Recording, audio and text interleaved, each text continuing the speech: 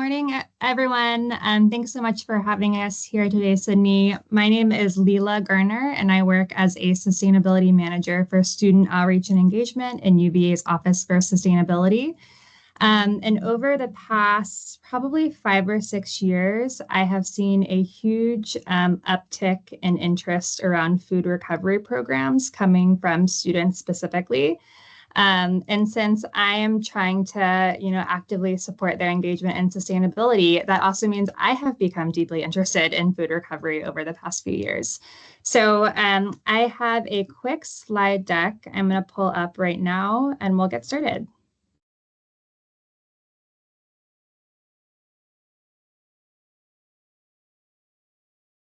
Okay.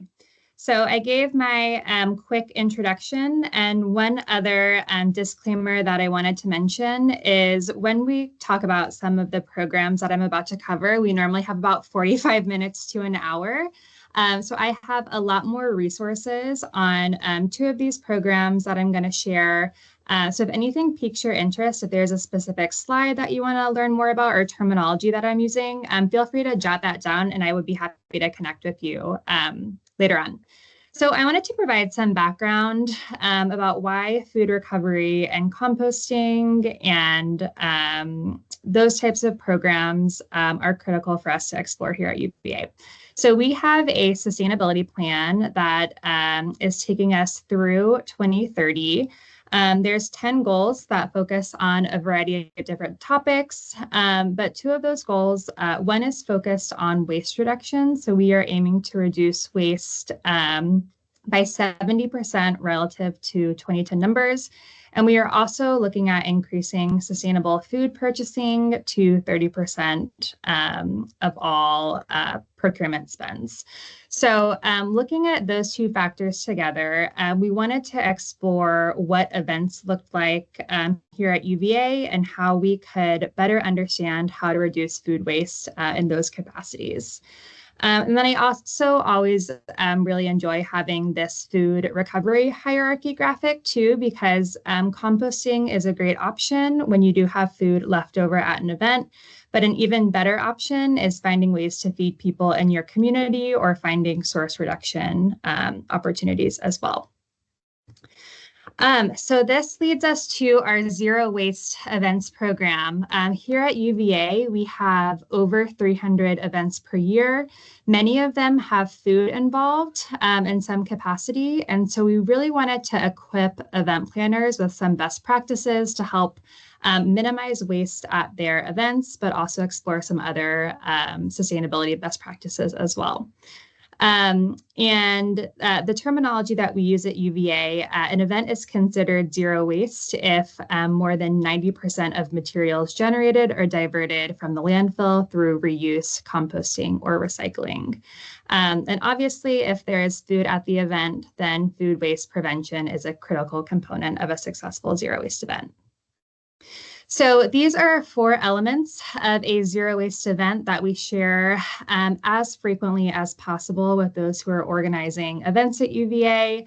And we really try to hit home the point that these are 4 critical steps that you need to follow in order to have a successful waste reduction effort at your program. The first step is trying to provide all reusable or compostable wares. As many of us know, sorting can be particularly complicated, especially if you're not super familiar with waste streams. I myself even sometimes struggle understanding what can be composted versus what needs to be recycled.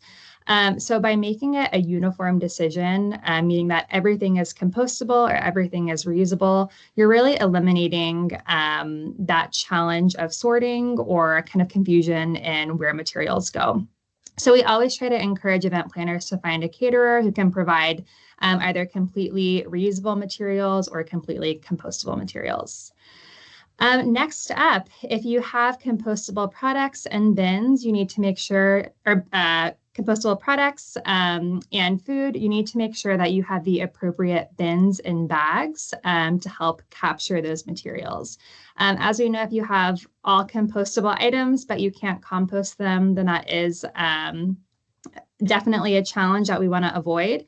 So we have a program at UVA where you can actually request compost bins and bags from our recycling department, and we try to make that as easy and informative as possible by creating our zero waste events request form that will walk you through the process of how many bins you might need, how many bags you might need, and the recycling department will drop those off free of cost. I am happy to share this form afterwards if anyone wants to view it as well.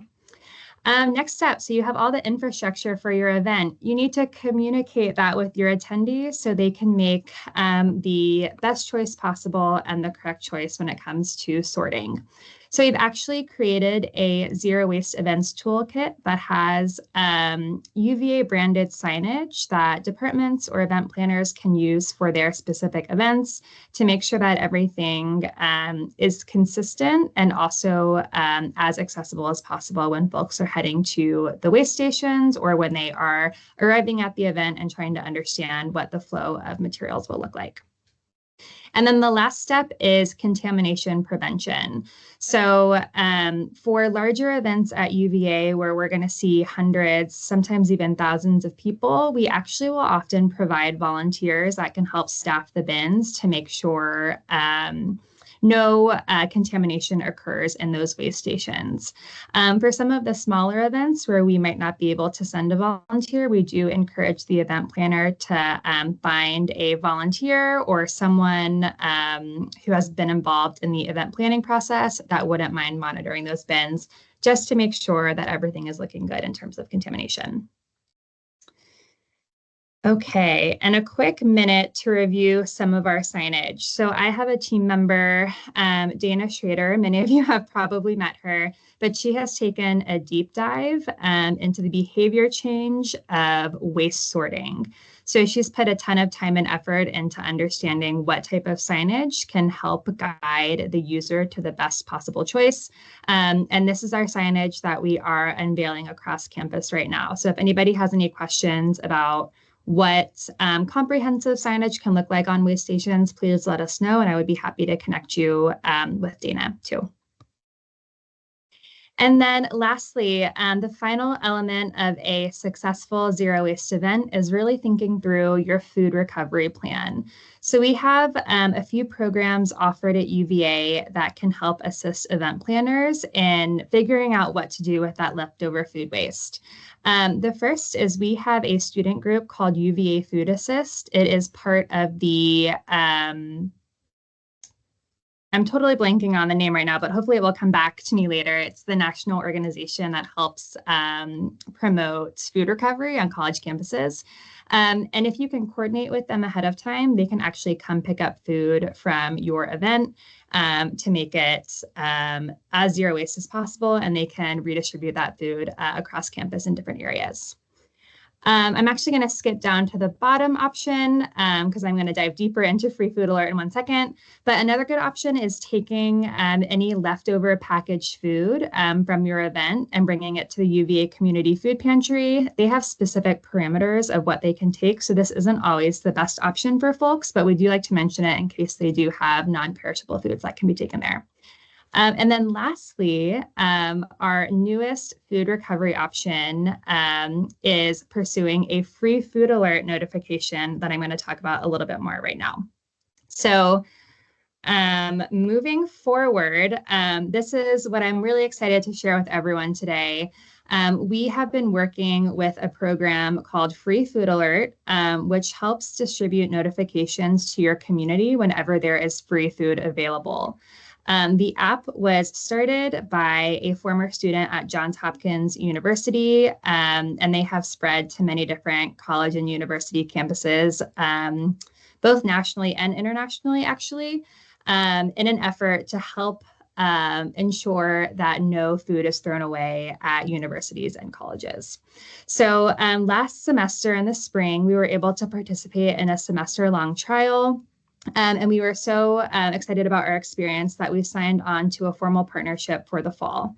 And just some quick facts before I jump into how the process works. But right now, with pretty limited promotions, we wanted to make sure that the app functioned as it was supposed to before we shared it with our entire community. That we have just under 700 verified subscribers. We have 40 trained hosts, so there's 40 folks here at UVA that have done the required food safety training that can send out notifications when there is food left over. And then we also have had 24 successful events to date. And I'm going to dive more deeply into this, but it really has been a low effort way to redistribute leftover food into the hands of our community. So how it works is trained event hosts, and I do want to talk about that usage of the word trained. So when you're handling food, we really want to prioritize safety and public health. We never want food to be redistributed that has been sitting on the counter for 48 hours. That would be worst case scenario. So in order to receive the capability of sending out notifications, you do have to take a 20-minute online training that walks you through food safety best practices. So those trained hosts can send an alert whenever there's food left over, and subscribers will receive either an email or a phone notification, depending on their preferences, sharing relevant details about where that food is, what type of food is being provided, and how long it will be there. And another cool feature is that if the food has been taken, we can send a follow-up note that the giveaway has ended. There's no more food available, so please do not head over to this space expecting a free meal. So I wanted to share this photo right here. This was from an event we had a few months ago. We sent out a free food alert. It was a roots salad spread, and over 30 students came in less than 15 minutes, and there is no food waste and much more minimal cleanup, which was awesome. And then lastly, I wanted to talk through a few more perks of the program before I shared a quick informative video. So I call this a triple threat program. I feel like there's so many benefits. It's not often that we find a solution that can really fill our cups in so many different ways, but I consider this a win-win-win program because we are feeding our community. We are able to give students, staff, and faculty free food regularly, which is such an awesome resource. Next, we are reducing our landfilled material. So we do not have to throw any food away at the end of the day because more often than not, it is all taken by our community members. And lastly, and I think this one is sometimes overlooked, but as an event planner, I cannot tell you how many times I've held up a full tray of food that has like goopy tofu or something saucy. I have no idea what to do with it. And this has been awesome because we can repurpose that food into something helpful for students while also minimizing the amount of time and effort I have to spend on cleanup as an event planner. And lastly, the app gives you access to a ton of metrics and data that can help you better understand food production, food recovery, event planning hotspots, and more on your campus, which when we're thinking about waste diversion and trying to connect with our community has been really helpful to understand who's organizing events and where. So with that, I am going to try to play this video. I might have to reshare my screen. Sydney, I forgot to share volume, so I'm going to stop sharing and reshare again really quickly before I pass it back to Sydney.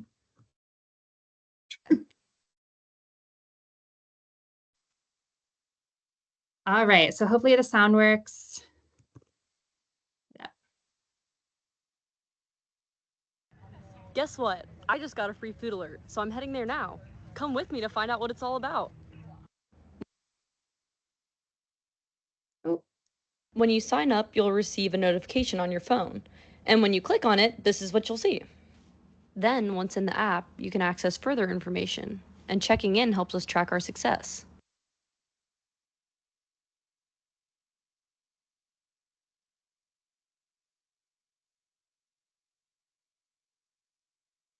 We just wrapped up our lunch and learn and we had some leftover food. So to reduce our food waste, we decided to redirect it to people by launching a free food alert. We launched it about 15 minutes ago and we've already had over 30 people come and get free food.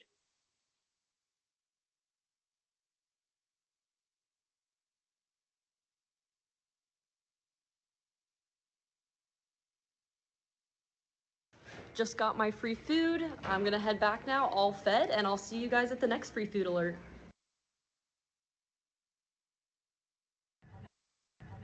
Okay, and that's all that I had for today. I'll pass it back to Sydney, and I think we can do questions at the end. Does that sound good, Sydney? That's perfect. Thank you so much. Such a cool app. Glad you got the chance to share. Okay, I'm going to pass it over to our next presenter from Virginia Tech. Great, thanks, Sydney. That was really cool. I'm going to ask questions about that for sure. So let me get my screen shared. I'm not going to be able to see your faces, so let me know if this is not working. It works. You're good. Perfect. Thanks, Sydney. Okay, so my name is Emily Williams. I work for Virginia Tech. I am the Assistant Director for Sustainability in both dining and housing. Today we're concentrating on dining, so we're going to talk a little bit about food recovery, specifically Campus Kitchen and the market. First, I'm going to give you a quick overview of our dining services, just in case you're not familiar with it. It is a large program.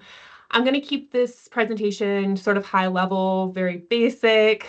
We have about 10 minutes, so if you have questions, please pop them in the chat or reach out to me directly. Happy to answer those and elaborate.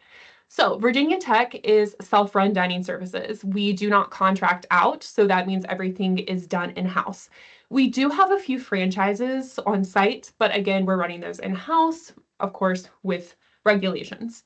So we have 9 distinct buildings, 56 unique shops, 2 food trucks, which are around campus, but you can also rent those out for events.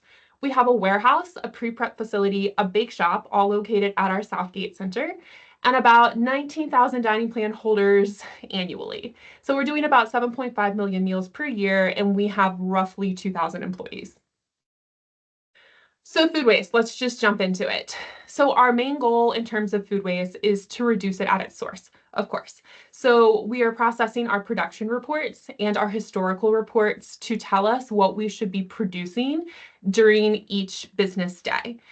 Those aren't perfect, but that's the best tool that we have to reduce our waste. We also have waste reports, which is through our internal program, food system program called Food Pro. That allows us to track what we are wasting at the end of a day, at the end of a week, at the end of a month. That's a really great resource to see how trends are changing, how we need to adjust food. We are on about a 4 to 6 week menu cycle, so that will be relevant in the next 4 to 6 weeks once we have that report printed out. It's very useful. We can pull it at any time. We love using that. However, there's always going to be some form of overproduction, just the nature of the business. We're trying to ride that fine line between having something on the line for our customers and having that product available, but also not overproducing. So that's what we're here to talk about, is our diversion. We have 3 main sources for our diversion at Virginia Tech. Campus Kitchen is our primary program. It's a partnership. I'm going to dive into that a little bit deeper. The market is our main student source, our main hub for student diversions. We treat them very much like a partner of Campus Kitchen. I'll expand on that as well.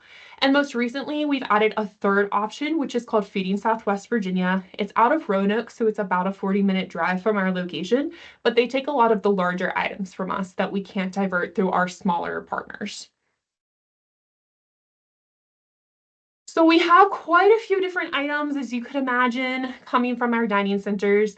The easiest to divert and the most common to divert are going to be those grab and go items. We call them grab and gobble. So it's going to be fruit cups, fresh fruit, parfaits, sandwiches, wraps, hummus, vegetables, those easy items that are prepackaged that can be easily put into a cooler bag and distributed the same day. All of our partners generally accept items like this, so it is the most popular item that we send out the door. We also have bulk cheeses and meats, so that could either mean a huge chunk of cheese or it might be pre-sliced. It just depends on how it's coming from our dining centers, and we don't typically do processing for diversion. So if we have a chunk of cheese that is about to go out, but it is still safe for us to send, our internal requirements are a little bit more stringent than what is technically food safe. We're going to send it as a chunk of cheese. We're not going to be slicing that down to make it more convenient. It goes out the way that it is. It's important to note because some of our facilities cannot accept items like that. So we have facilities that just strictly have refrigerators where they can utilize that grab and gobble item where someone will come in and take it and eat it that same day for lunch or dinner. so on and so forth. But we also have facilities that have kitchens that are able to break down that product, slice the cheese, slice the meat, send out salami, or make sandwiches in-house. So that determines where we send it. That is the same thing as our fresh produce. So we have some units that can accept pre-sliced onions because they're going to put it into a different product that they're prepping on site, or they're able to store it in the refrigerators. We find that a lot of our units that have limited freezer space are prioritizing proteins, understandably so. So we will not be sending items such as this if they need to be stored in a cooler setting to those units. So there's a lot of behind the scenes that goes into deciding who gets what. We also have prepared items that are already pre-chopped. They don't need to slice the onions. We have whole items that are coming from our farm, which I'll break down a little bit later. We also have canned goods and retail items that we're unable to send back to our vendors that we sometimes need to distribute. And lastly, breads, pastries, baked goods. So Campus Kitchen, again, is our primary partner. So this was created in 2015. It's a student-driven program, but it does have an oversight by an assistant director for food access and VT Engage. So that partnership is between Dining Services and VT Engage. We have diverted more than 4 tons of unserved food in 2024 alone. And then I have a number of 263,000 pounds since 2015. That number's higher at this point. It just hasn't been updated. I've also listed our 6 partners down at the bottom. So we are touching all of the immediate surrounding areas of Blacksburg. If you're familiar with the area, that's Christiansburg, Floyd, Radford, Fairlawn, and now we're touching Roanoke. So we're trying to supply to our large community, including students. This is a fully volunteer program. So again, it's overseen by VT Engage, our assistant director for food access on that side of things, and myself on the dining side of things. However, the program has a GA, so a grad assistant that oversees the volunteers from food science. So that's our third partnership. We have generally about 8 to 10 volunteers that oversee the Campus Kitchen program. They will visit the dining centers about 1 to 3 days per week, depending on the unit, from 9 to 11 a.m. They're packaging the food that is in that diversion cooler and taking it to our partners the same day. Those are all students at this point and overseen by students, so very student-driven. So again, we do diversions 1 to 3 days a week throughout the school year. We also do what are called pre-breaks. So those are intended to clear out our excessive produce and other products that are on hand that will not be utilized before the end of the year.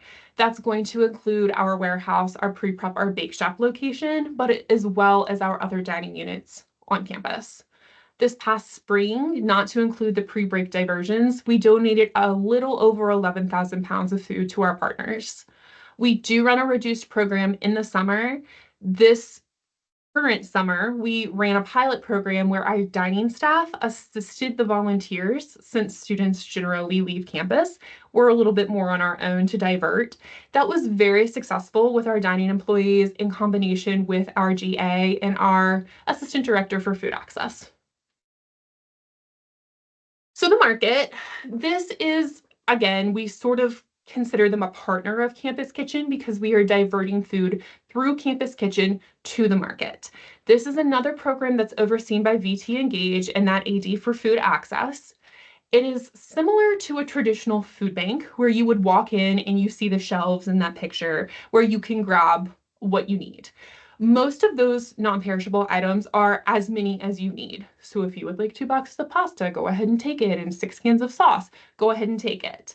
The proteins and the fresh produce are sometimes limited based on what they have in stock at a given time. This is a donor-funded program. So they provide the non-perishable and a limited amount of proteins.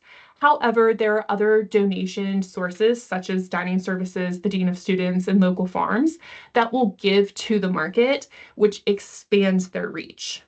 The market itself supports about 120 students each semester. It's important to note that VT Engage does not ask a student to prove if they have a need. if they have a financial or a food insecurity need. They just simply say, do you need help? So they do not have to prove it. The students can sign up for this program and they're automatically added to the list up to 120 students per semester. That's based on limitations of donations and the donor funding. However, this past semester, they did add open hours to the market. Based on those extra donations that they've been receiving, they were able to expand. So they have been doing a couple of days a week where any student can come into the market. They do have to have their Hokie passport, which is just their student ID, and they can come in and utilize this program as well. So they are expanding their reach of that 120 students each semester, and they are continuing it through the summer. We also have pop-up areas on campus, which are like closets that students can scan in and access non-perishables. That does not include proteins or produce. There are no refrigeration facilities, so it is simply non-perishables.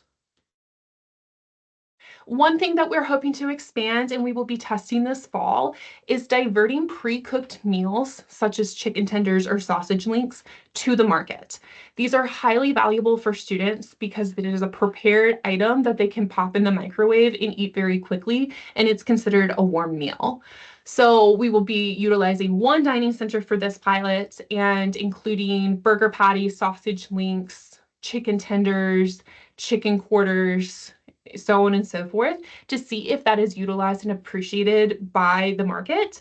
If so, we hope to expand this program in the future.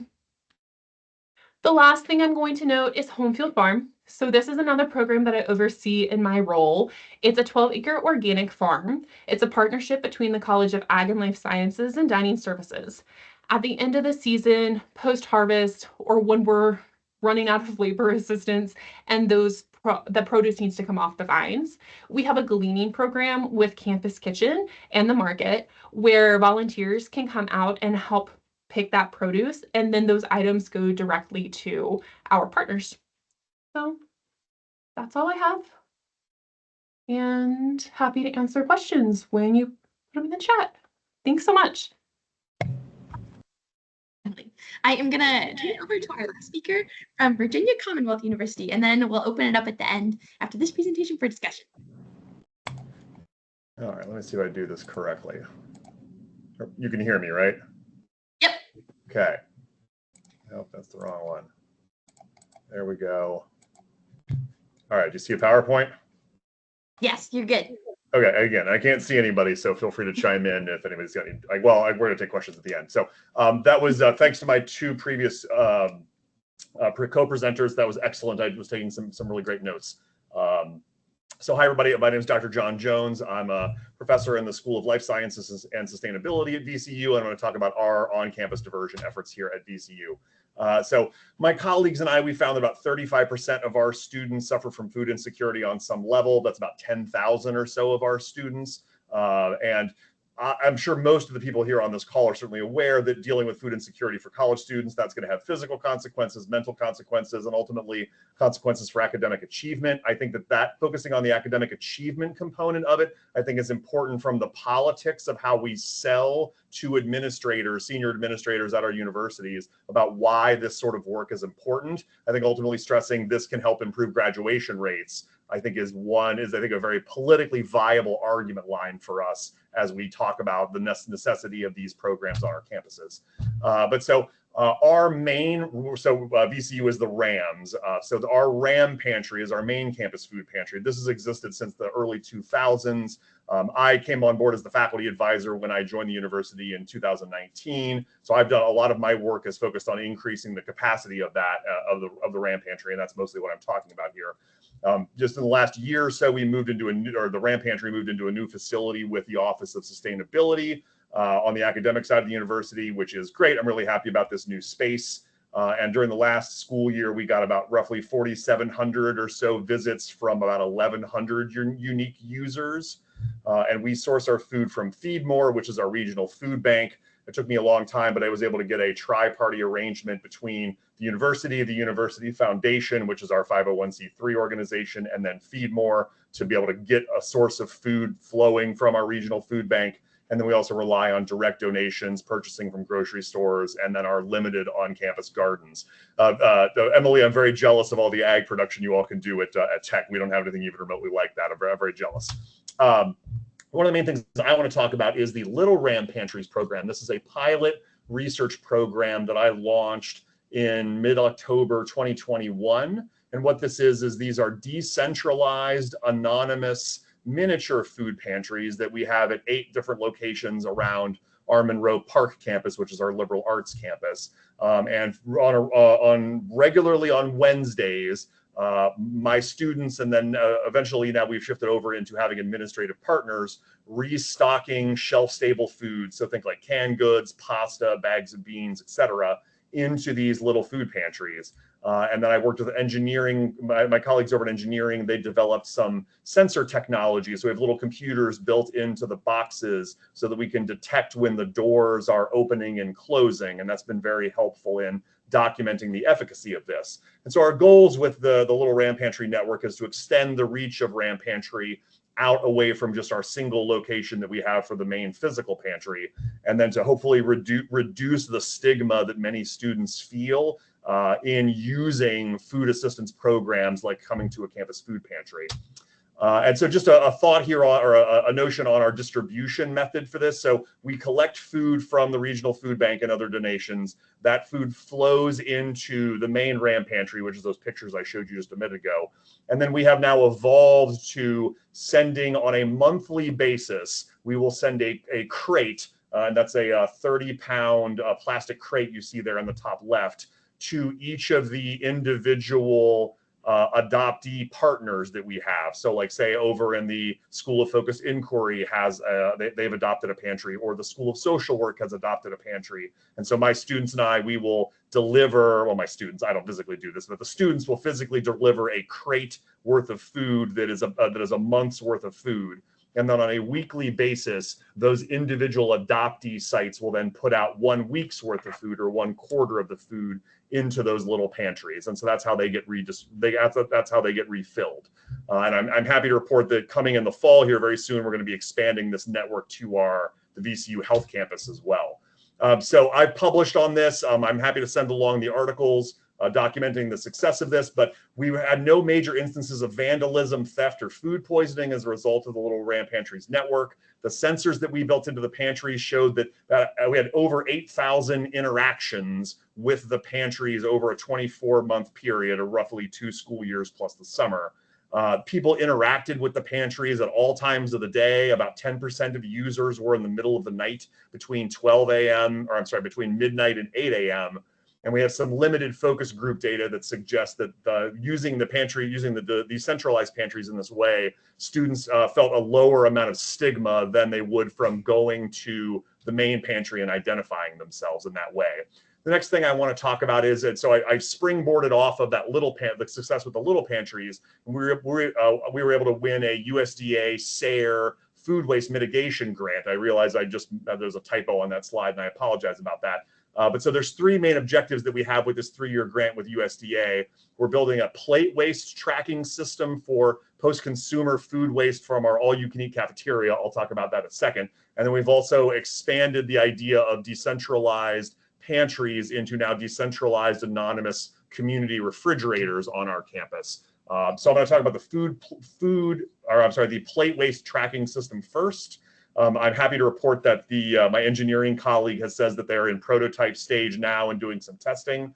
But basically, at our all-you-can-eat cafeteria, there's a plate corral that students turn in the plates into to be washed by the dining services folks. My engineering colleague is building a camera system that is going to sit on top of one of the plate waste stations, and we're going to retrain our Aramark folks when they're doing the plate washing to just pause shortly so that we can take a picture of thousands and thousands of plates, which will allow us to estimate how much food waste is generating on a daily basis and then hopefully like a weekly basis from our all-you-can-eat cafeteria.